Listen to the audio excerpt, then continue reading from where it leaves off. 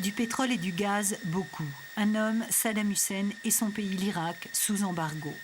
Novembre 97, nous sommes à bord du porte-avions George Washington, l'un des fleurons de la marine américaine, qui croise au large du golfe arabo-persique avec une vingtaine d'autres bâtiments.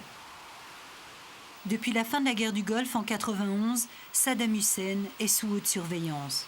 L'Irak doit abandonner son programme d'armes de destruction massive, mais ce n'est pas le seul objectif de Washington.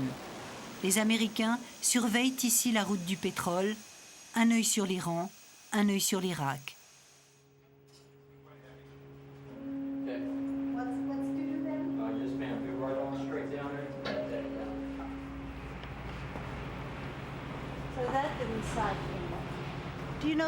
De quelle puissance de feu disposez-vous sur ce navire avec vos missiles et vos bombes?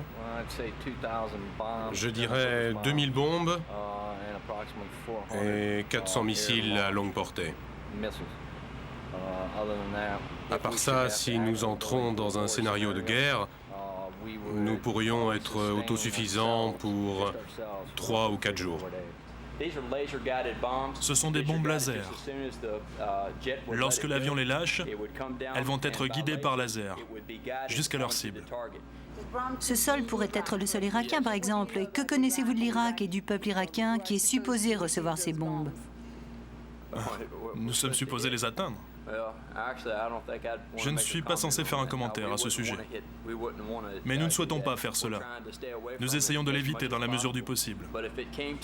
Mais si la situation nous y oblige, nous ferons notre travail. Nous enverrons ces bombes pour atteindre leur cible. Et vous, que savez-vous de Saddam Hussein? Je sais que c'est un fou. Je ne comprends pas sa façon de penser. Je sais qu'il exerce un grand pouvoir sur son peuple. Lorsqu'il dit quelque chose, le peuple suit. Pour la thèse officielle, il nous faut rencontrer l'officier de presse du George Washington, la parole fidèle du Pentagone.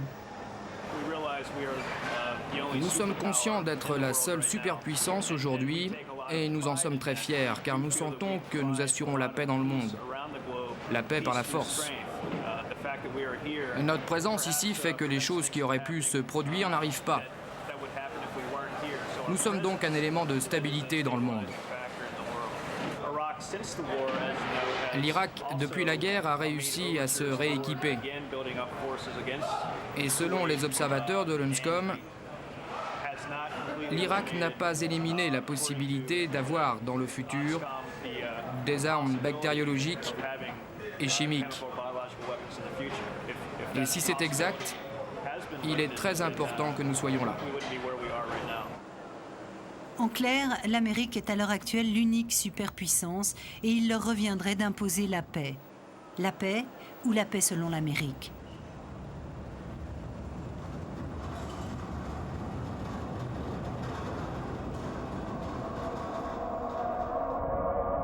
Cette question, on la pose ici, à Amman.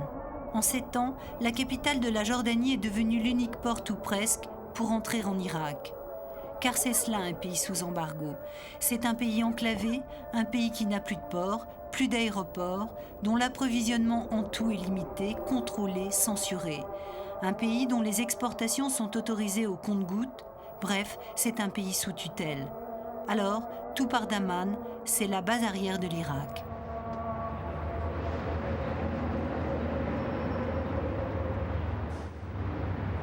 Le principal cordon ombilical entre les deux pays, ce sont ces chauffeurs de taxi.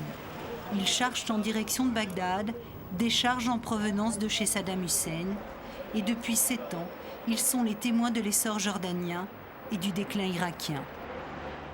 C'est la télévision française? Nous, en tant que chauffeurs, on veut transmettre un message par l'intermédiaire de votre télévision. On veut que toutes les agences internationales nous entendent. Nous sommes tous en train de souffrir de l'embargo. Par exemple, si vous recherchez des médicaments, il n'y en a pas. La moitié de la population irakienne est en train de mourir par manque de soins et de médicaments. Vous êtes pour les droits de l'homme et pourtant cela fait 7 ans qu'un pays se meurt et que vous ne réagissez pas. En Occident, vous avez un droit des animaux et nous, pourtant, nous sommes des hommes. Alors, où sont les droits de l'homme? Israël a la bombe atomique et l'Irak ne l'a pas. L'Irak n'a rien. Depuis 7 ans, ils fouillent notre territoire. Depuis 7 ans, ils fouillent l'Irak à la recherche de cette bombe atomique. Pourquoi ils ne vont pas fouiller en Israël? Qu'est-ce qu'ils pensent de Saddam Hussein? C'est une bonne question, et elle mérite une belle réponse. Nous sommes 20 millions d'Irakiens, et nous sommes 20 millions de Saddam. Et vous ne pensez pas que Saddam Hussein est un peu responsable aussi de votre situation? Pas du tout. Pas du tout. Nous, les Irakiens, quand on a défendu notre terre chérie avec notre chef, c'est Saddam Hussein qui a mené toutes les batailles, l'épée à la main, sur le terrain. Monsieur le président Saddam Hussein, c'est la prunelle de nos yeux. Qu'est-ce qu'ils disent sur Saddam Hussein? Ils ont peur de vous dire la vérité. Ouais. Personne ne peut parler. Parce que je vais vous dire quelque chose d'important. La moitié de ces gens appartiennent aux services secrets irakiens pour Saddam. Si cet homme parle, il a peur d'être dénoncé. Si celui-là parle, il a peur aussi. Mais moi, qui suis palestinien, jordanien, je ne crains rien. OK. Thank you very much. Voilà toute l'ambiguïté de la situation. Beaucoup d'Irakiens ont fui leur pays pour des raisons économiques, mais beaucoup aussi pour des raisons politiques. Pour certains, Amman n'est qu'une étape. Pour les autres, ce sera la dernière destination, mais pour tous, la seule évocation du régime de Saddam Hussein fait toujours peur. Sincèrement, ce silence, cette censure que l'on s'impose, le fait d'étouffer ce qu'on pense et ce qu'on ressent, va produire un jour une explosion. Je crois que personne, même parmi les plus puissants d'Irak, ne peut émettre la moindre critique à l'égard du régime. On peut critiquer la religion, par exemple, mais surtout ne pas critiquer Saddam Hussein. Partout, dans n'importe quel endroit, à cause de la situation que nous vivons, vous pouvez être sûr que même les gens qui vous sont les plus proches peuvent vous trahir, en vue d'être récompensés et d'améliorer leur situation. Ça se passe dans la rue, dans un taxi dont le chauffeur peut faire partie des services de renseignement, dans les universités, partout. Ça peut être ton voisin. C'est connu que le parti Baath irakien sème la terreur partout. Puisque les États-Unis et les autres grandes puissances n'ont pas réussi à changer quoi que ce soit en Irak, comment voulez-vous que le peuple irakien lui-même y arrive? C'est impossible. Ce matin, départ pour Bagdad, par la route bien sûr. Elle est devenue dangereuse. Depuis l'embargo, elle transporte tant de choses et tant de personnes qu'elle intéresse les brigands. Aussi, quelques recommandations s'imposent. En aucun cas, il ne peut pas circuler entre minuit et 8 heures du matin. Vous savez, là-bas, les gens ont faim, c'est la famine. Quelquefois, quand les gens ont désespérément besoin d'argent, ils font des choses comme ça. OK. Mais vous avez votre téléphone satellite, vous pourrez nous appeler. Un téléphone satellite? Avec un pistolet sur la tempe? La route court sur 1000 km avant d'arriver dans la capitale irakienne. Un long ruban dans le désert, essentiellement fréquenté par les camions de pétrole et de vivres, et les taxis qui font régulièrement la route, comme notre voiture, 2 fois par semaine. Amman-Bagdad, c'est la route des petits trafics. Les grands trafics passent, eux, par les pistes du désert, la nuit, avec les Bédouins.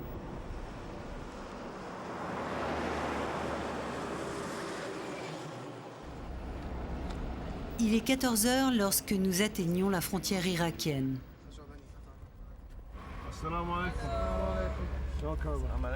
Ce sont des journalistes? Oui. Des Jordaniens? Oui. Les journalistes ont droit à un traitement de faveur, le salon d'honneur. Tu vois un numéro de visa, toi, sur le visa irakien? Ouais. Pour le voyageur ordinaire, l'attente peut durer des heures, notamment à la douane, où le contrôle est sévère et le racket assuré. Passage obligé pour notre traducteur jordanien, un test sida. C'est obligé pour toi de faire le test? Tu veux que j'aille chercher une seringue que j'ai achetée? Parce que demande-lui si c'est une seringue neuve. Elle peut aller chercher une seringue pour le test? Mais elle, on va pas lui faire le test. Non, c'est pour moi.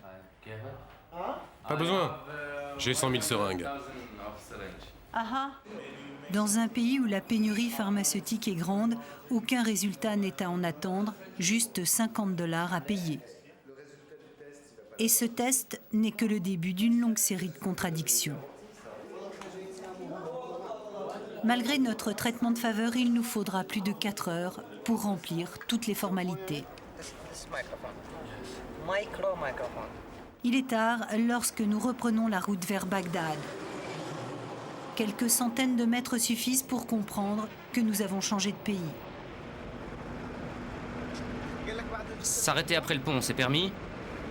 Ici, rien n'est permis, mon ami. Vous pouvez vous arrêter là? On va avoir des problèmes. C'est juste pour filmer le soleil couchant. Arrêtez-vous, s'il vous plaît.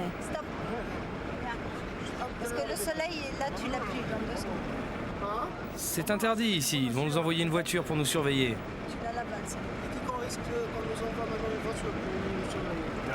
Ils vont nous créer des ennuis, je te promets. Des questions, des interrogatoires, les services de renseignement et tout le tout team, je te promets. Une minute.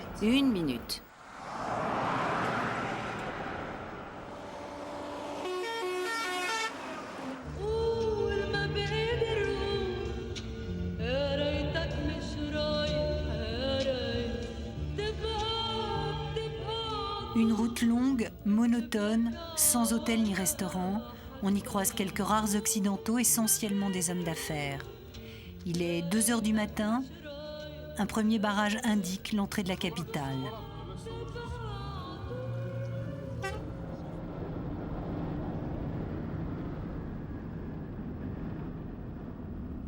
On va demander s'il peut nous ouvrir. L'hôtel Rachid est presque un passage obligé. Tous les visiteurs importants qui passent à Bagdad y résident. Quoi? Attends, 18 heures? 18 heures de voyage? 18 heures de voyage.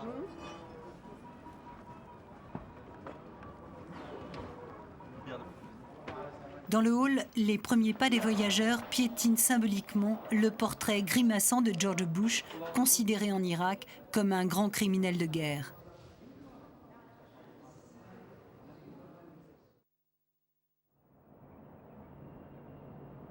Sur les bords du Tigre, Bagdad présente bien des aspects d'une ville toujours en état d'alerte.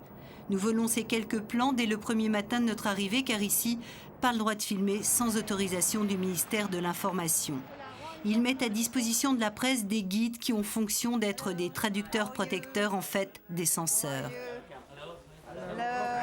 Les autorisations de tournage et tout ça, c'est Monsieur Ziad. Oui, Monsieur Ziad.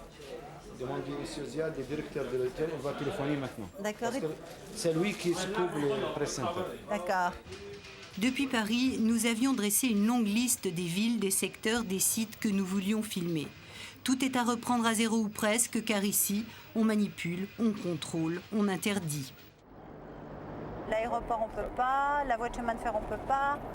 La patrouille de police, on peut pas. L'UNSCOM, on peut pas. L'ONU, on peut pas. En fait, ce qu'on peut faire sans autorisation, c'est les portraits de Saddam. Et c'est l'unique occasion de voir le président irakien omniprésent et pourtant invisible. Depuis 7 ans, rares sont ceux qui l'ont rencontré. Saddam vit caché, mais plus puissant que jamais, capable d'intimider à distance. Notre guide protecteur s'appelle Yasser. Premier tournage, premier problème, nous voulons simplement filmer le monument dit de la victoire contre l'Iran. Qu'est-ce qu'il dit? Il dit de cette côté seulement. Et le côté à gauche, non. Pas à gauche, pas ça. à gauche, oui. Juste là, par là, non? اي منها ممكن مو؟ لا لا منها بس هالجهه يعني. Juste comme ça, derrière. Comme ça, juste. Non mais il faut que je puisse filmer les casques, sinon on comprend pas ce que c'est ce monument. Ceux-là, je peux pas. Lesquels? Ceux-là? Oui. Mais pourquoi pas ceux-là? Non? Il faut des batailles ubuesques comme celle-ci pour obtenir les choses les plus simples, même celles qui iraient dans le sens voulu par le régime. Nous sommes dans l'univers absurde des démocraties totalitaires. À chaque coin de rue apparaît une voiture des services de renseignement. En Irak, on ne rencontre pas librement une population qui reste otage du pouvoir, même de simples écolières. Ok, no problem. You sure? Huh? I'm sure. Ok, no problem. No problem, I'm sure. Et c'est très difficile de travailler, hein? Dans le centre, oui. Parce que regarde, on était à peine arrivé là, que déjà il y avait quelqu'un. Là-bas, on était à peine arrivé devant l'école, que déjà il y avait quelqu'un. Tu peux filmer, c'est moi qui... Oui, mais tous les gens, ils nous regardent ou... Je sais. Logique de bureaucrate encore. Comme nous avons 2 caméras, nous allons avoir 2 guides, enfin 2 surveillants. Ça veut dire qu'on est sous contrôle. C'est plus une question de traducteur, là, c'est une question de police. Il ne parle pas... Et à quoi il me sert, ce monsieur, puisqu'il ne parle pas français? Il parle anglais. Il parle anglais? Donc tu crois que j'ai vraiment besoin de 2 traducteurs? L'un anglais et l'autre français. Ouais, d'accord, j'ai bien compris. Français ici. Ah, oui. Notre nouvel accompagnateur s'appelle Mohamed. Il sera sympathique mais redoutablement efficace. Oui, mais tu pratiques pas. Au musée de la reconstruction, qui fait évidemment partie de ce qu'il y a de plus simple à filmer en Irak, en attendant d'autres autorisations, quel n'est pas notre étonnement de rencontrer des touristes belges. Comme nous, ils vont parcourir ce qui fait la fierté des Irakiens, un musée qui raconte comment ils se sont relevés des ruines de la guerre du Golfe, un musée qui relate les tapis de bombes qui furent déversés sur l'Irak. On vous dit que vous allez en Irak, ils se demandent mais vous êtes fous, qu'est-ce que vous allez faire là? Alors les gens n'ont pas une bonne... Je crois qu'on n'a pas assez d'explications sur l'état de la population dans le restant du monde. Pas par les politiques ou quoi, mais les gens même méritent mieux. Il faut leur laisser de l'espoir, en tout cas. Ah oui. On ne peut pas les maintenir indéfiniment dans une situation difficile, il faut qu'ils puissent espérer. On ne rebâtit pas un avenir sur des ruines et en restant sous embargo. Les rues sales de Saddam City, banlieue populaire de Bagdad, sont à l'image de la désolation du pays. Ici, où s'entassent 1 million d'habitants à majorité chiite, les ordures s'éternisent faute de bennes pour les ramasser. Le manque de pièces détachées fait qu'il n'y en a plus que 3 ou 4 dans cette ville très étendue. Et derrière une apparence de quasi-normalité, Bagdad, autrefois cité moderne, se tiers-mondise. Sur les bords du trottoir, comme ces ouvriers, chacun cherche sa survie au quotidien. Dans la foule, un homme nous interpelle. Qu'est-ce que vous voulez dire? Ce que je veux dire, c'est que nous sommes un pays qui n'accepte pas l'agression américaine. Ici, nous sommes chez nous. Selon quel principe l'Amérique vient-elle nous agresser? Nous nous tiendrons aux côtés de notre président, quoi qu'il en coûte. Les Vietnamiens ont tenu tête à l'Amérique et nous serons, je l'espère, le second Vietnam de l'Amérique.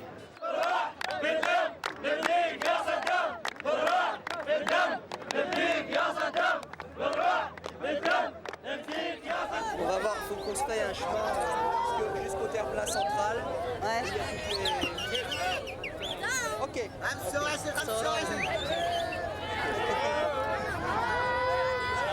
Foule encadrée, foule en colère, parfois un peu des deux.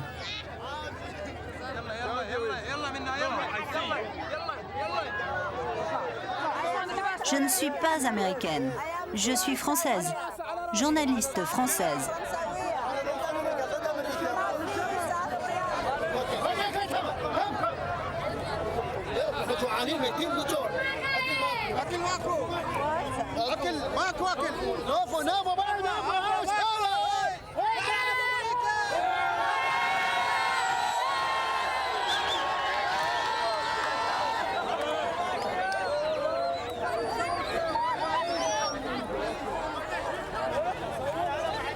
On va se mettre dans une boutique, non?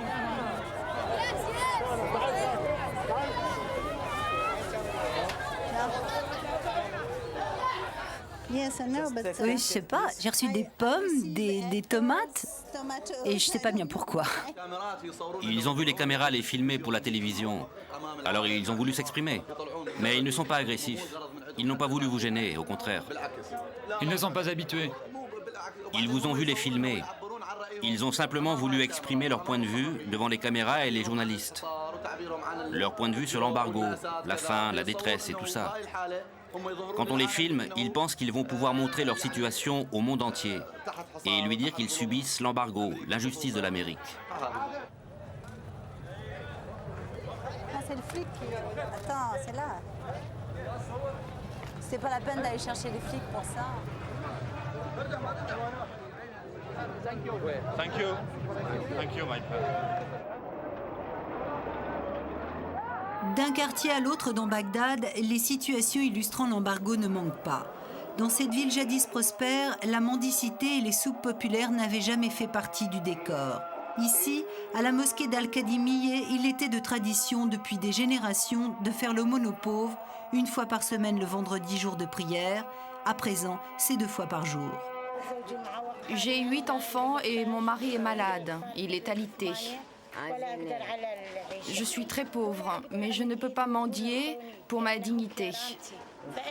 Alors je viens ici prendre de la soupe pour mes enfants.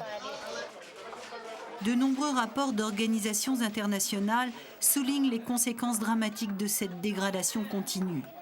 Aujourd'hui en Irak, certains chiffres sur la malnutrition s'apparentent à ceux qui sont enregistrés dans les pays les plus pauvres, comme le Bangladesh ou le Ghana, des pays sans pétrole.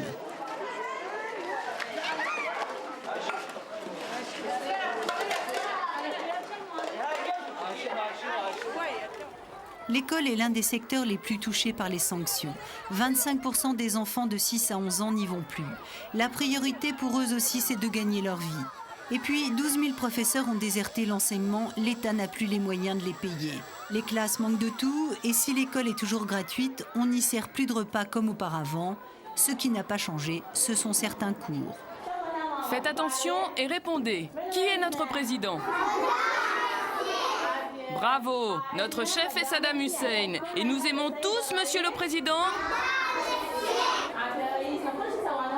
Bravo, c'est lui qui a institué notre école, c'est lui qui a équipé nos classes, c'est lui qui a organisé nos excursions, c'est lui qui nous a donné des livres qui vont vous apprendre à devenir. Pour qu'à l'avenir nous soyons quoi ? Éduqués. Bravo, pour que l'on soit éduqués et que l'on devienne des héros. Bien sûr que le blocus a des conséquences sur l'école. Regardez comment je fais la classe en raison du manque de matériel. Les enfants sont assis 3 par 3. Et les pupitres qui sont cassés. Chaque fois ça tombe. Celui-là aussi il est cassé. Et encore aujourd'hui, j'ai 5 absents. Je mets 3 élèves par pupitre. Comment peuvent-ils écrire dans ces conditions ? Pour faire une dictée, je suis obligée de les séparer, en mettant quelques-uns assis par terre. Avec l'enseignement, l'hôpital, enfin la santé, était la fierté de l'Irak. C'est un secteur en perdition. Une génération d'enfants est condamnée à la maladie, à une faiblesse congénitale quand ce n'est pas à la mort. Près de 6 000 enfants de moins de 5 ans meurent chaque mois dans ces hôpitaux. Alors c'est aussi la vitrine que le régime laisse le plus volontiers filmer pour dénoncer l'embargo. Mais la réalité de la souffrance et de la mort, elle est bien là, incontournable, hors propagande insupportable, comme ici, au service des urgences de l'hôpital pédiatrique Saddam Hussein. Nous manquons d'infirmières. Il y en a juste 2 et elles ne peuvent pas accomplir à elles seules tout le travail. Surtout en ce moment. Il y a beaucoup de crises d'asthme, beaucoup de bronchites spasmodiques. Il n'y a vraiment pas assez de personnel médical. Et puis il y a aussi l'impuissance de ce personnel médical ravagé par la fatigue et qui fait que ce sont les parents qui soignent eux-mêmes leurs enfants. Il a de l'asthme. Que voulez-vous que je ressente ? Mon fils est malade. Il est épuisé. J'ai quitté mon travail pour m'occuper de lui. J'ai tout laissé tomber pour être ici avec lui. En plus, il n'y a qu'un seul appareil pour tous ces enfants. Imaginez ce qui se passe avec toutes ces maladies contagieuses. Il suffit qu'un enfant respire dedans pour transmettre le mal à tous les autres. Mon fils, tous ces malades, tous ces enfants. La situation est très éprouvante. Il n'y a pas de remède.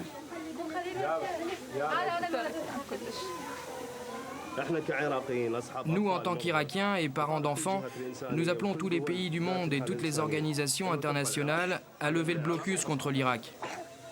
C'est tout ce que j'ai à dire.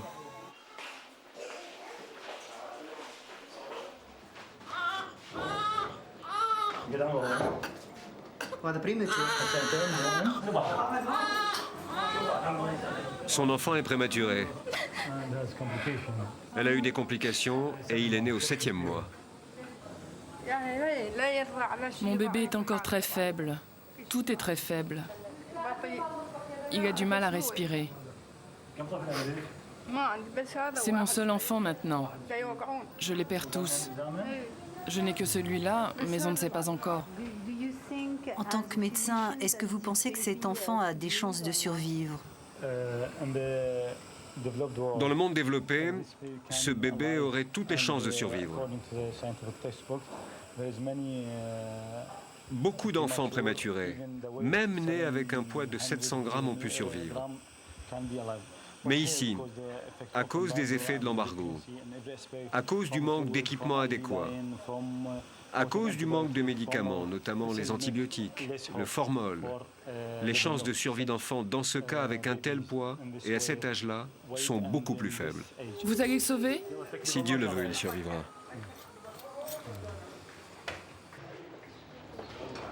Si près de 90% d'Irakiens vivent au seuil de la pauvreté ou en dessous, une petite minorité de privilégiés, trafiquants, boursicoteurs, propriétaires terriens ou personnages dans les sphères du pouvoir font peu de cas de la misère du peuple.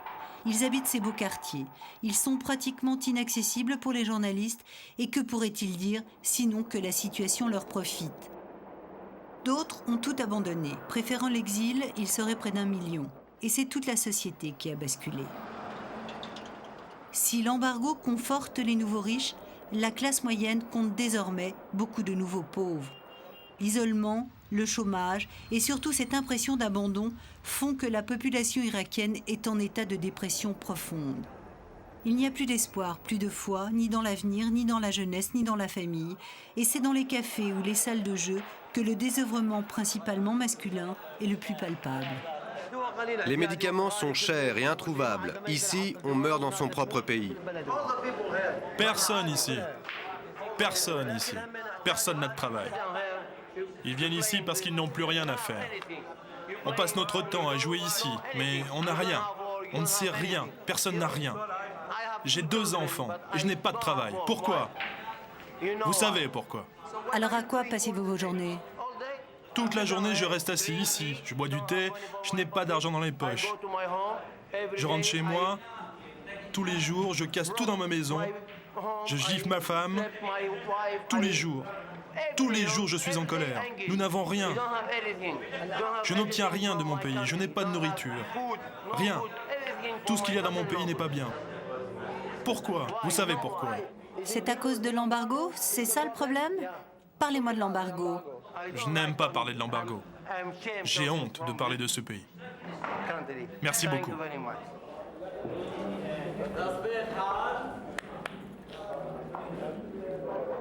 Très représentatifs de ce chaos, les marchés sauvages qui ont envahi la ville au point d'en devenir incontrôlables. Étranglés par la crise et parfois honteux, les Bagdadis de toutes conditions troquent toute leur vie sur ces bouts de trottoir. Des poignées de porte au papier peint, des ventilateurs à bout de souffle à sa propre garde-robe, des instruments de musique, même des ampoules, tout est à vendre.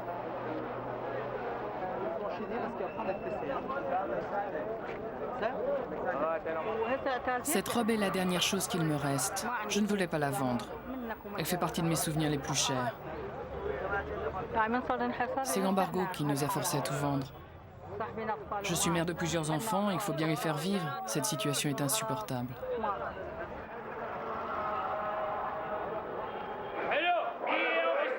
Guetté aussi par cette insidieuse paupérisation, la bourgeoisie. Dans les traditionnelles ventes aux enchères, les meubles, les objets sont certes plus précieux, mais le but est le même, survivre. C'est là que nous rencontrons cette famille. La jeune fille May est étudiante en médecine et son père pharmacien dans la rue principale Al-Rachid. Après 3 jours d'hésitation, il accepte de nous parler. Elle cherche de la thyroxine et en ce moment c'est un médicament qu'on ne trouve dans aucune pharmacie. Et la thyroxine, ça sert à quoi exactement? C'est un médicament pour le goitre. Alors, qu'allez-vous lui donner? Je ne peux rien faire. Aujourd'hui, je n'en ai pas. Revenez dans quelques jours, peut-être que j'en aurai. Sur 100 ordonnances, je peux répondre à 10 ou 20 seulement. Le médicament pour ce monsieur, le palmocodil, je n'en ai pas. Pour celui-ci, je n'ai rien pour personne. Parfois, ce sont des médicaments qui sauvent la vie et je vois des gens en train de mourir, des enfants, et je n'ai pas de médicaments.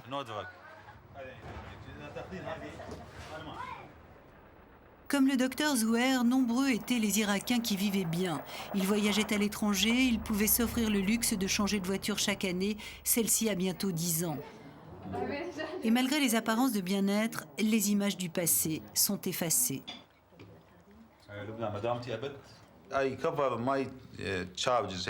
Tout ce que je gagne à la pharmacie me sert à couvrir les frais de ma maison. Je ne peux rien mettre de côté. Avant l'embargo, il me suffisait de travailler pendant 2 heures pour couvrir tous mes frais. Enviez-vous ceux qui sont partis, qui ont quitté le pays? Ma vie est ici.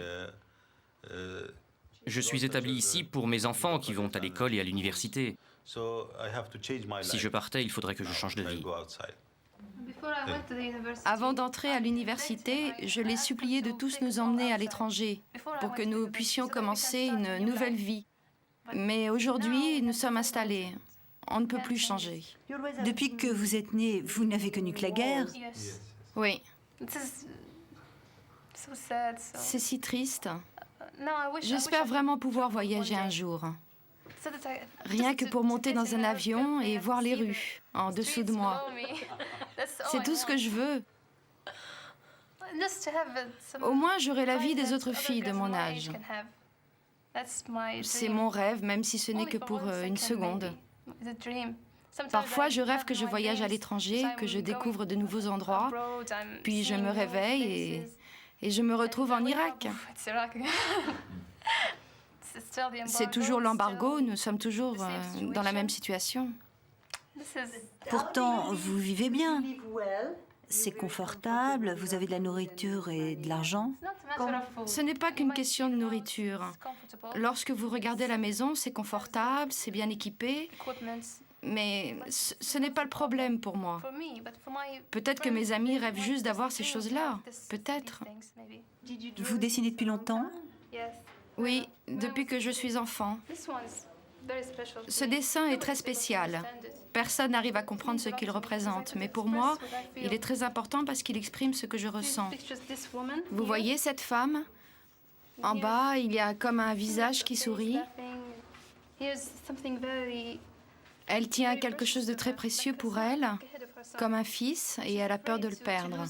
Et toute cette situation autour d'elle, tout ce désordre, cette mascarade, ces couleurs et ce visage effrayant. Que voulez-vous exprimer à travers cette peinture? Ça paraît évident, ce que je veux dire. À sa façon, mais est une artiste. D'autres Irakiens disent aussi leur mal de vivre et leur mal-être en dessinant, en sculptant et en chantant, les étudiants des Beaux-Arts. Nous aurions aimé en parler avec eux, nous pensions avoir toutes les autorisations. Oh non, je ne le crois pas. Il faut encore une autorisation.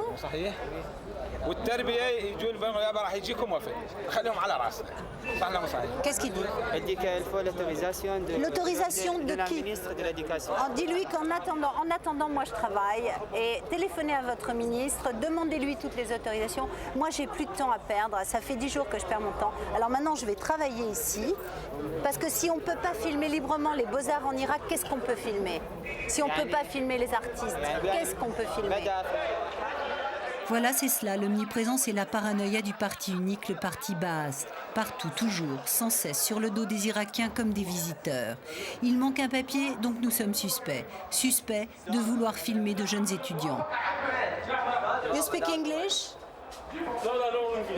Non mais c'est incroyable. Regarde, on est enfermés. Non mais je rêve.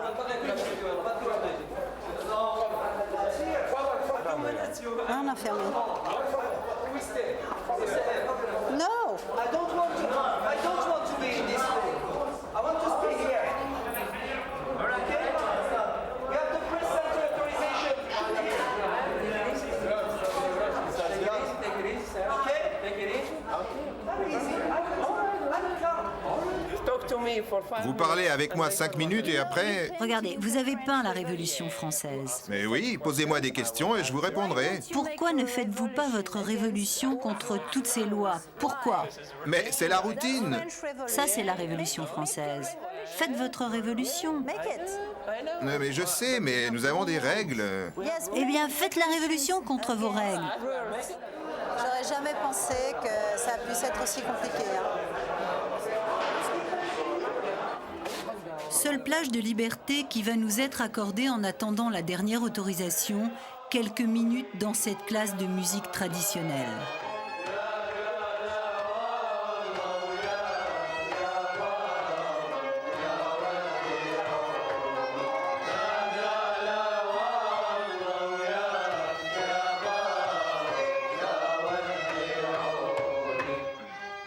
À peine le temps de respirer et de comprendre que les paroles des chants n'expriment plus la joie, mais la souffrance.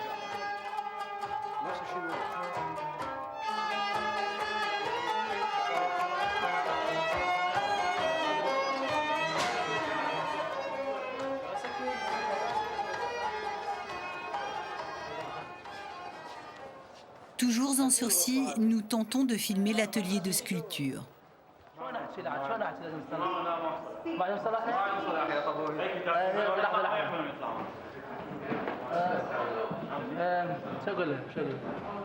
Il faut une autorisation du directeur. Quelqu'un parle anglais? Est-ce que quelqu'un parle anglais? Personne ne parle anglais. Personne. Moi, je parle anglais. Je parle anglais avec ma mère. Toi, tu sors. Pourquoi? Qu'est-ce qui te prend? Pourquoi veux-tu parler? Vous bagarrez pas pour ça. Ne parle pas. Pourquoi veux-tu parler? Que personne ne parle. Les étudiants, dehors, s'il vous plaît, sortez. Allez, toi aussi. Ne dis rien. Va-t'en maintenant. Toi, tu sors, je te dis. Non, je reste. Toi-même, t'as qu'à sortir. Moi, ici, je suis chez moi. Je te dis de partir. Vous voulez assumer la responsabilité de cette affaire? As-tu une responsabilité quelconque? As-tu une qualité officielle pour être là? Alors sors. Et toi, tu filmes pas. Arrête. On s'en va. Je crois qu'on s'en va parce qu'ils vont nous taper les cassettes.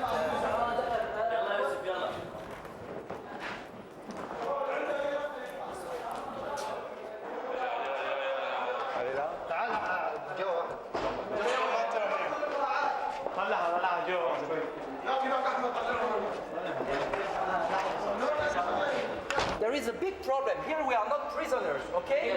Everything is closed everywhere.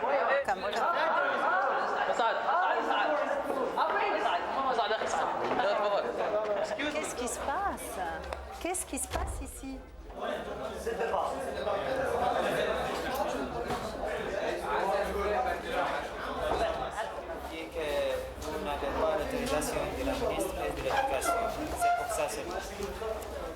Mais on va perdre la journée ici. Maintenant, on veut s'en aller. Parce qu'on n'a pas d'autorisation, on veut partir maintenant. Est-ce que vous pouvez nous laisser sortir? Ou est-ce qu'on est des prisonniers? Il est où le secret d'État ici pour qu'on nous emmerde comme ça? Bon, on s'en va.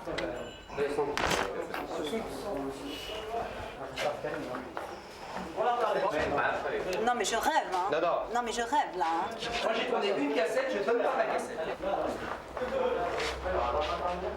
Ça c'est très grave. Ça c'est très grave si tu laisses faire ça, Yasser. Très grave. Je vais appeler le docteur Sami chez Tarek Aziz. Attention, elle va appeler son ambassade.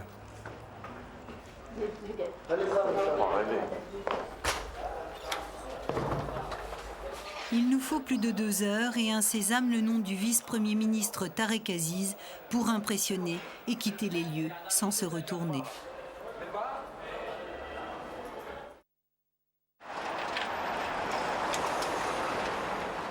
Départ pour Bassora. 6 heures sans rien. 6 heures de désert. Voilà. Maintenant, c'est l'autoroute. 6 heures. La route est longue, déserte, pauvre. La forte présence de l'armée irakienne indique que le sud, à majorité chiite, cause toujours des problèmes. On se souvient entre autres des rébellions de 91. Dans ce pays qui ne doit plus avoir beaucoup de secrets, filmer des installations militaires dépassées est une fois de plus interdit. Arrêtez, ce n'est pas permis de filmer. Mais ce sont des portraits de Saddam. Non, c'est une zone militaire. Les portraits sont près d'une zone militaire. S'il vous plaît, arrêtez. S'il vous plaît, arrêtez maintenant. J'en fais juste un. S'il vous plaît, arrêtez. Ce n'est pas autorisé. C'est interdit de filmer? S'il vous plaît, arrêtez. C'est une zone militaire. Ah, excusez-moi, j'avais pas vu que c'était un camp militaire.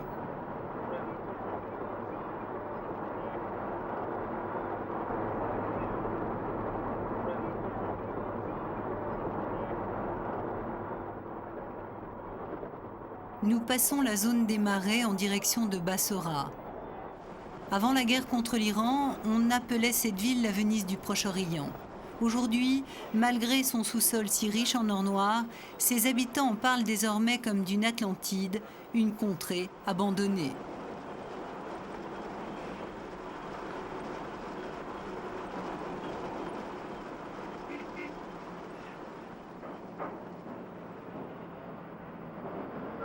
Sur les berges du Châtel arabe, des dizaines de statues d'officiers disparus au combat pointent d'un doigt accusateur l'autre rive, celle de l'Iran voisin, et rappellent que cette ville n'a connu que la guerre depuis 1979. La plus récente, avec son autre voisin, le Koweït, est symbolisée ici dans le port d'Oum Kassar par ce mur de séparation. Entre les deux pays, un no man's land de 10 km. Autrefois, deuxième port du golfe arabo-persique, Oum Kassar est aujourd'hui vidé de toute activité. Seule la résolution 986, qui autorise l'Irak depuis décembre 1996 à vendre une quantité limitée de pétrole contre de la nourriture et des médicaments, lui donne ce semblant de vie. Le bateau de blé arrive d'Australie, pour la petite histoire, avec 3 semaines de retard. Car il y a beaucoup à dire sur cette résolution. Des vérifications très strictes, des délais sans fin et des rations qui ne font que maintenir la population en état de survie. Trop de contrôle, trop de partialité, résultat, 6 mois de retard pour la nourriture et près de 10 mois pour les médicaments. Alors, dans ce pays sous tutelle, chaque grain de blé compte. Rien ne se perd sur cette terre dont le sous-sol en termes de richesse serait le 2e de la planète après l'Arabie Saoudite.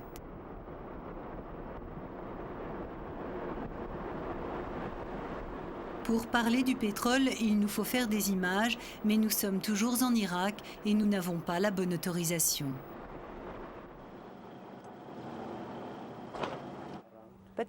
Mais nous avons vu les gens du ministère de l'Information hier. Nous avons eu une discussion de 3 heures avec eux. Ils nous ont dit que c'était OK et que ça ne dépendait que de vous. Et maintenant, vous dites que cela dépend du ministère du pétrole. Je ne comprends plus rien. Oui, mais vous n'avez pas demandé à visiter le sud. S'il vous plaît, prenez un siège, nous allons voir. Nous n'avons pas le feu vert du ministère. Alors on ne peut rien faire. On ne peut pas le faire. OK. Je vais téléphoner à Dr Sami Tarek Aziz. Oui, c'est le bureau de Monsieur Tarek Aziz? OK, vous allez pouvoir m'aider, c'est urgent, j'ai un problème. C'est OK. Dr Sami, là, le secrétaire de Tarek Aziz, a appelé le ministre du pétrole. Le ministre du pétrole a dit oui et ils sont en garde à vous. Personne ne pousse, tu vois. On leur dit non, paf. Bon, votre coup de téléphone a été efficace. Ok, génial. Où avez-vous envie d'aller maintenant? Partout. Partout? Vous devez rester 1 semaine. Vous savez quoi? La prochaine fois que je vais filmer en Irak, je dirai partout. Excellent.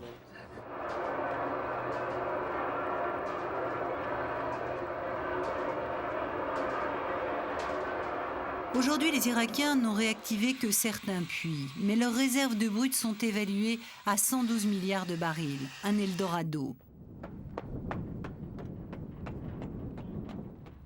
Ils ont reconstruit une bonne partie de ce qui avait été détruit et finalement accepté les conditions de l'ONU de vendre pour 4 milliards de pétrole par an. Mais l'Irak ne dispose pas librement de ce revenu. Si plus de la moitié de cette somme sert à financer la résolution 986, le reste paie les dommages de guerre dus au Koweït et le fonctionnement de la machine onusienne. Ce sont les pays occidentaux qui nous encerclent, qui ne nous donnent plus la possibilité de nous développer, d'exploiter notre pétrole, nos richesses. Nous souffrons beaucoup en raison de l'embargo. Tout cela est de la faute de l'Amérique et de la Grande-Bretagne. Et vous ne pensez pas que Saddam Hussein est un peu responsable aussi de votre situation? On veut bien répondre à des questions techniques, mais s'il s'agit d'un reportage journalistique, alors franchement non.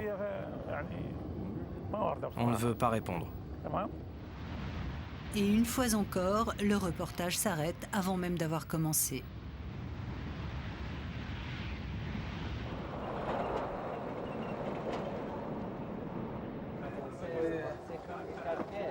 Dans les rues de Bassora, qui vivaient de cette manne pétrolière, tout le monde parle de régression. Pour beaucoup, il a fallu se résoudre à changer de métier. On vit ici à présent de petits commerces. Comment était la ville de Bassora avant? Et qu'est-elle devenue aujourd'hui? Avant, on se promenait dans les rues, qui grouillaient de monde. Bassora était la fleur de l'Irak, la fierté de l'Irak à cause de son pétrole, de son agriculture, de ses palmiers. Alors qu'aujourd'hui, tu te déplaces d'un endroit à l'autre et que trouves-tu? Un gigantesque tas d'ordures. Ahmed était chauffeur de taxi. Aujourd'hui chômeur, il vit misérablement, mais reste fidèle. Voici notre leader. Que Dieu le protège, lui et les siens. C'est lui la fierté de l'Irak. C'est lui la forteresse de l'Irak. C'est lui l'arbre de vie de l'Irak. Et tout l'Irak se reconnaît en lui.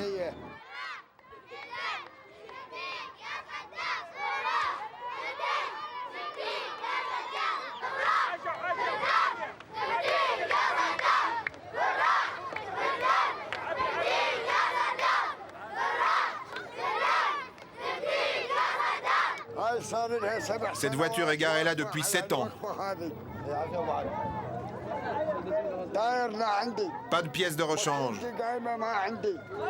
Aucun moyen pour la réparer. J'ai une famille de 11 personnes, elles sont toutes à ma charge. Et cette voiture était la source de mes revenus. Que le Conseil de sécurité se manifeste? Un prisonnier n'a-t-il pas le droit à un avocat pour se défendre? À quoi donc sert le Conseil de sécurité? Pourquoi nous laisse-t-il tomber? Tous les pays du monde s'en remettent au Conseil de sécurité. Mais le Conseil de sécurité n'est plus qu'un jouet entre les mains des États-Unis et de la Grande-Bretagne. C'est pas mal peut-être de regarder bloc 4, bloc 5. Ces maisons d'État ont été construites en 1946 par les Britanniques pour les techniciens, les ingénieurs du pétrole, bref, une classe moyenne à présent totalement laminée. Quand ils ne sont pas partis exercer leurs connaissances à l'étranger, ceux qui restent ont vu leur vie se transformer radicalement.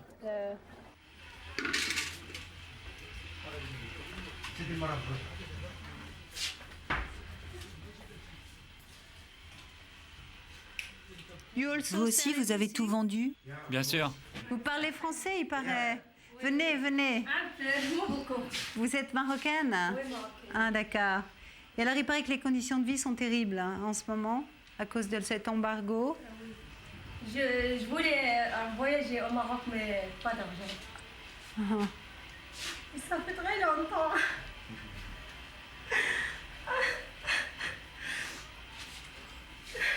Que vous voulez quitter ici?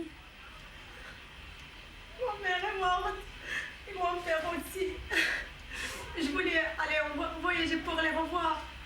L'argent, beaucoup d'argent. Tu sais bien, Al-Hassan. Et expliquez-nous un peu, avant l'embargo, comment c'était ici? Joyeux, heureuse. Moi, j'ai mangé bien. Moi comme maintenant. C'est pas comme maintenant. Maintenant, la viande. Ne mange pas la viande. On ne mange pas de viande.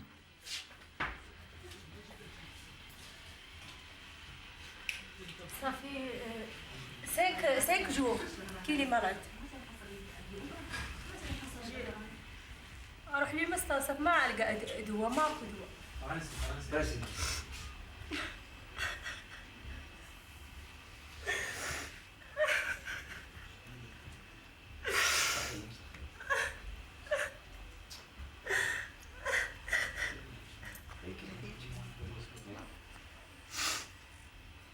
Il a une grippe, on ne sait pas. Et les médecins, ils disent quoi? Les médecins disent quoi? Je sais pas ce qu'il a. Il est 5 jours qu'il est comme ça.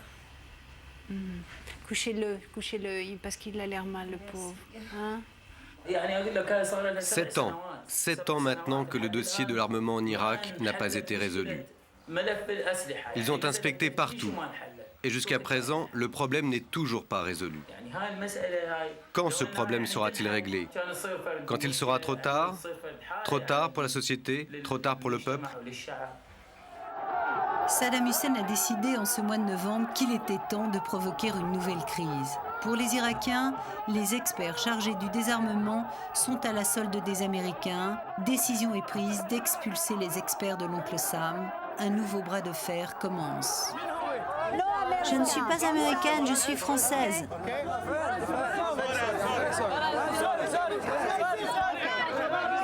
S'il vous plaît, laissez-moi maintenant. Merci.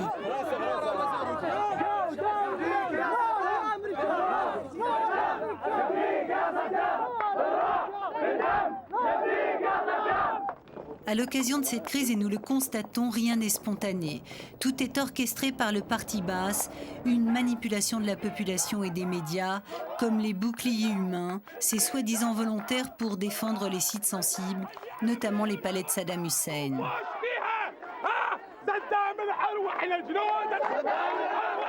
Et pourtant, qui sait si la colère qu'expriment ces gens n'est pas vraie? C'est toute la difficulté du reportage en Irak, une situation ambiguë. Mais qui sont ces gens-là? Je ne sais pas. Même le parti ne les connaît pas. Mais les journalistes sont en train de les filmer. C'est bon, laisse-les alors.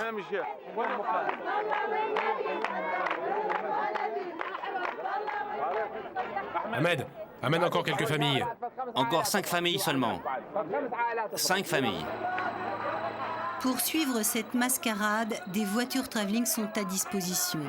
Rien ne manque, pas même les chauffeurs de salle. Ils disent qu'ils verseront jusqu'à la dernière goutte de leur sang pour leur leader. Ce qu'ils ne diront pas en revanche, c'est toute la lassitude qu'ils éprouvent, ni leur impression en étant pour la première fois autorisés, eux les pauvres, à entrer ici, dans un des nombreux et rutilants palais de Saddam Hussein. À l'intérieur de ces murs, l'embargo n'existe plus.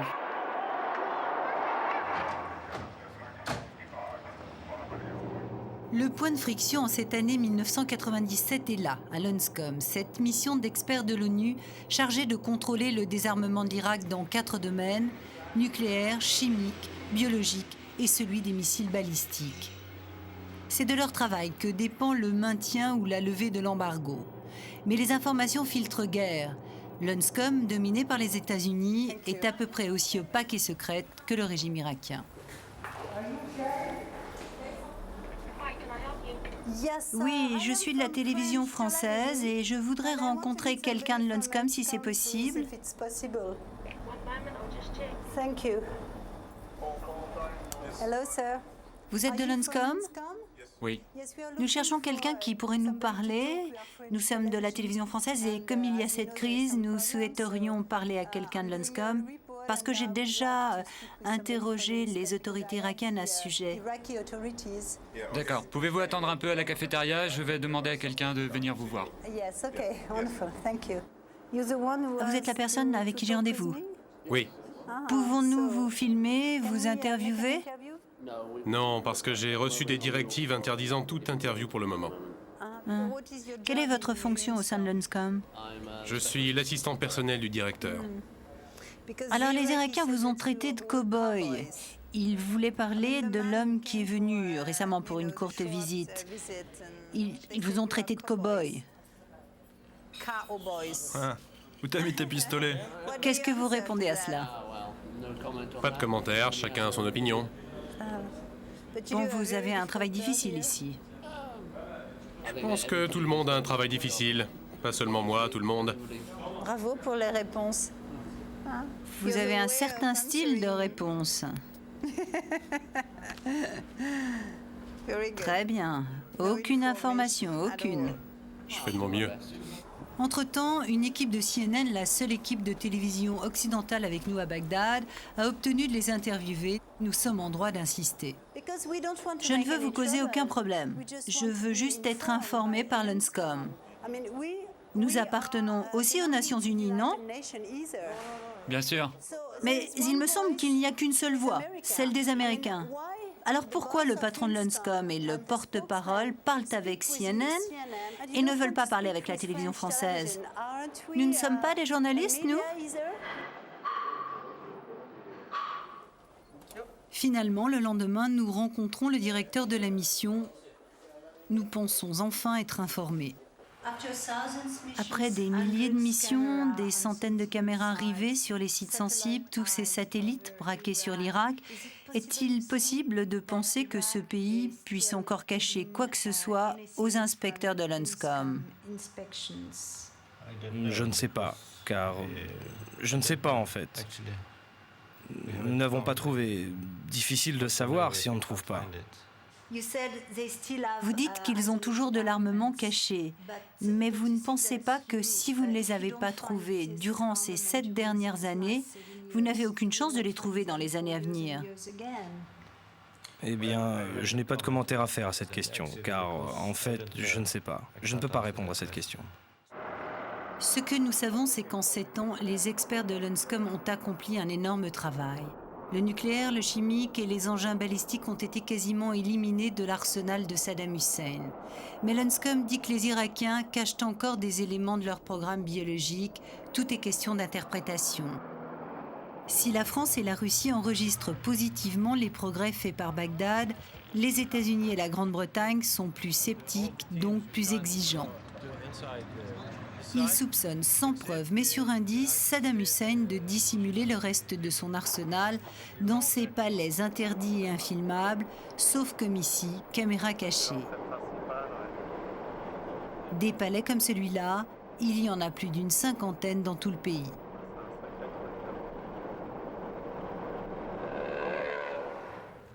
Tout aussi difficile d'accès pour les journalistes, l'aéroport de Bagdad est pourtant très symbolique. Ici, plus un avion sur le tarmac, ils sont confisqués dans les États voisins. Malgré cette apparence d'abandon, les 6000 employés de la compagnie Iraq Airways continuent de travailler. Ce personnel technique hautement qualifié est désormais à disposition des ministères de la Santé et des Transports pour réparer tous les matériels qui peuvent encore l'être. Directeur technique, cet homme nous conduit vers ses ingénieurs. En chemin, il salue un personnage dont nous ne connaîtrons pas la fonction. C'est la radio? Non, ce n'est pas la radio. C'est la télévision française, la première chaîne. Tu ne vas rien leur dire? Non, je leur dirai rien. Entrée en matière pour le moins surprenante, d'autant qu'à notre retour à Paris, nous découvrirons que nous avons enregistré la suite de la conversation.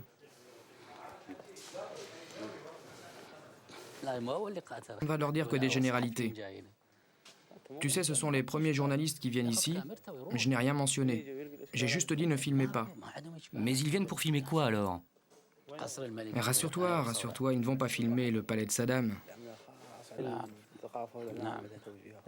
Tu sais, nous avons ici un directeur général qui a autorisé l'entretien et leur a permis de filmer. Donc vous pouvez répondre à leurs questions. Mais cantonnez-vous aux aspects techniques. Nous n'aborderons pas les autres aspects. Et surtout, il ne faut pas qu'ils rencontrent les hommes des renseignements, ni de la sécurité de l'aéroport. Tu sais, un étranger, ça écrit ce qu'il veut. Non, il n'y aura pas de problème. Nous avons enquêté sur eux, t'en fais pas. J'ai du flair pour ces choses-là. Ils enregistrent les voix aussi? Non, les voix, ils ne les enregistrent pas. C'est juste l'image. Alors qu'ils filment cette machine? la couveuse qui est là. Si la nature exacte du dialogue est difficilement lisible, elle donne à réfléchir sur le double discours permanent. Que peut-on encore cacher dans cet endroit maintes fois visité par l'UNSCOM? N'est-ce qu'un simple réflexe d'autocensure? Nous n'avons pas de réponse. Quelle différence y a-t-il entre réparer un incubateur pour bébé et un Boeing 747? Il y a une grande différence. Moi-même, en fait, ma spécialité, c'est les radars. Je répare les radars. Mais dans les circonstances actuelles, nous donnons un coup de main au ministère de la Santé. Si chaque jour vous n'exercez pas votre métier, si vous ne le faites pas quotidiennement, vous vous mettez à l'oublier. Vous oubliez toutes ces techniques. J'ai passé 35 ans de ma vie à être ingénieur. J'ai commencé au niveau le plus bas pour arriver à la direction. Et pour atteindre ce niveau, ce n'est pas un travail facile. Et soudain, vous devez tout arrêter. Vous devez stopper votre cerveau, arrêter de réfléchir, oublier tout ce qui concerne les avions. Oublier les avions, c'est oublier votre famille. Car chaque avion était comme ma fille, ou comme ma famille. Ce n'est pas une chose facile à assumer, vraiment.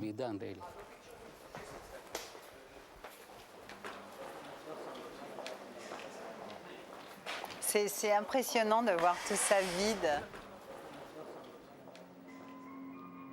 L'aéroport Saddam Hussein était l'un des plus modernes du Proche-Orient. Une quarantaine de vols internationaux s'y posaient quotidiennement. Une activité que l'on refuse d'oublier, alors on fait comme d'habitude.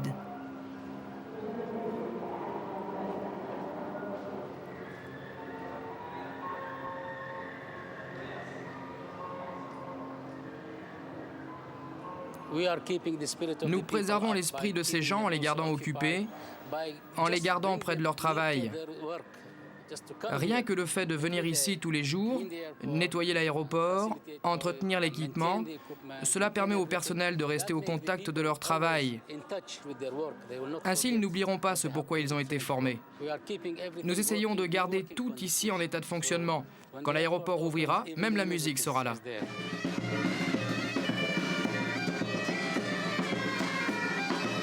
Pour tromper l'adversaire et malgré l'embargo, les Irakiens, tout au long de ces années, ont tenu à maintenir la foire de Bagdad. Elle est un terrain pour toutes les convoitises. De nombreux hommes d'affaires internationaux y démarchent d'hypothétiques contrats qui ne seront finalisés qu'après la levée des sanctions. Cette manifestation est pour nous l'occasion unique de rencontrer ces généraux à la tête de la nation et dont la réputation est d'être inapprochable. Mais écoute, c'est la première fois qu'on peut les voir. Vous êtes le ministre de la Défense, non? Comment m'a-t-elle reconnu? Vous ne pensez pas que c'est une erreur de défier une fois de plus les Américains? Non, nous ne défions personne. Et nous ne souhaitons pas faire la guerre à l'Amérique ou à n'importe qui d'autre. Mais si nous sommes attaqués, nous saurons nous défendre. Mais la France... Plus d'interview.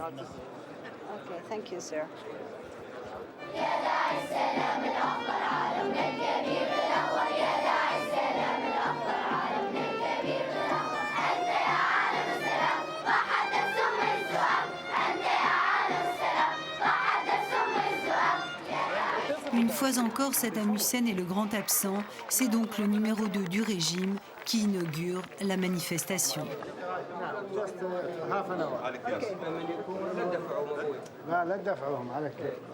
Monsieur le vice-président, puis-je vous poser une question?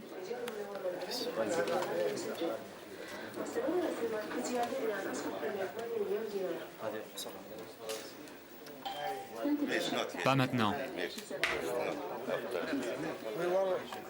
Mais je veux lui poser une question. Pas maintenant. On va organiser une conférence. Je suis de la télévision française. Je sais.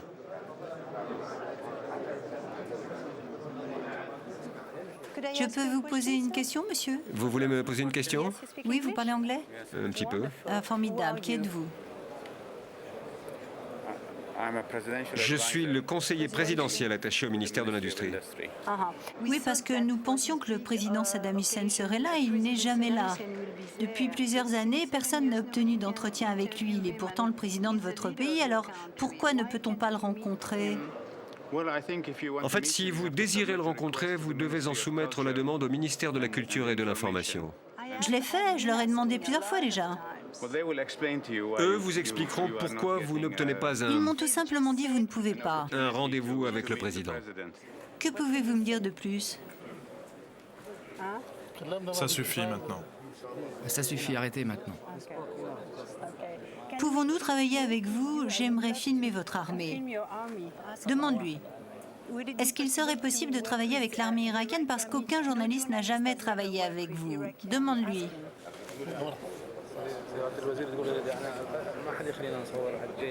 Si vous acceptez que je rencontre votre armée, j'en serais ravi. On ne sait rien de votre armée. C'est interdit. No way.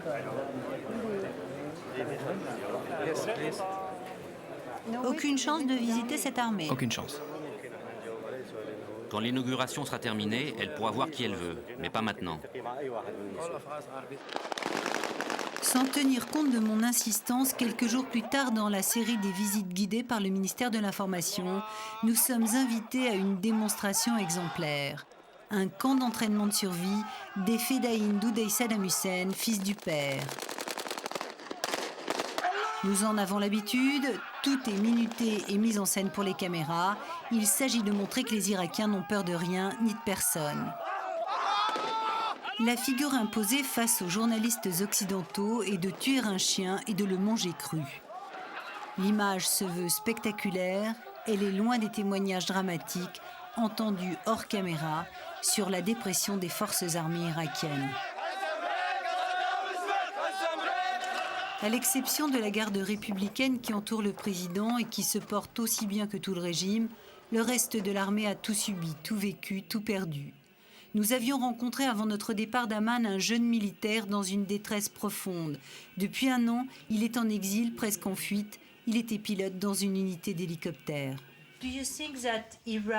Croyez-vous que l'Irak possède toujours à l'intérieur du pays des missiles biologiques, bactériologiques ou des armes chimiques ? Elles existent. Elles sont toujours là, mais elles sont souvent déplacées. Il est impossible à quiconque de savoir où elles sont. Parfois, comme nous circulons beaucoup, nous pouvons en apercevoir une ou deux lorsqu'elles sont transportées d'un endroit à un autre. On peut en voir. Où Saddam Hussein peut-il cacher ses armes chimiques ? Dans différents endroits. Cela peut être une base de missiles. Moi, je n'en connais qu'une. Ce jour-là, j'étais avec un autre aviateur. On venait de poser notre hélicoptère à la base. On nous a demandé de faire vite, car il s'agissait d'une situation exceptionnelle. On a demandé de quoi il s'agissait. On nous a répondu qu'il s'agissait de transporter un type de missile spécifique, un missile chimique. Est-ce que vous pensez que Saddam Hussein a tort ? Saddam Hussein est juste bon à travailler dans une ferme. Saddam Hussein a tué mon père, et mon frère ne l'a même pas vu. C'est arrivé pendant qu'il étudiait en Europe. J'ai tout donné, tout fait pour l'armée irakienne. Je n'ai rien reçu en retour. Elle m'a rejeté. Pardon. En Irak, le pouvoir est entre les mains de personnes à la mentalité rétrograde, des attardés. Le sang est versé, on ne sait pas pourquoi. Depuis 1990, nous avons été témoins de l'inimaginable. Aucun pays au monde n'a connu ça. Aucun pays au monde. Personne n'a enduré ce qu'endure le peuple irakien. Et tous ces enfants qui meurent de faim et qui n'y sont pour rien. Vous ne voulez plus retourner en Irak. Ils me tueraient demain. Ils me tueraient demain si j'y retournais. Je ne resterai pas un seul jour en vie. Avez-vous peur d'être tué? Moi? Je n'ai pas peur pour moi. J'ai seulement peur de ne pas revoir mon bébé avant d'être tué. Je ne pense pas à moi une seule minute. Moi, je me hais. Pourquoi? Pourquoi je vis? Qu'est-ce que je fais de ma vie? Tous les Arabes en Irak veulent mourir.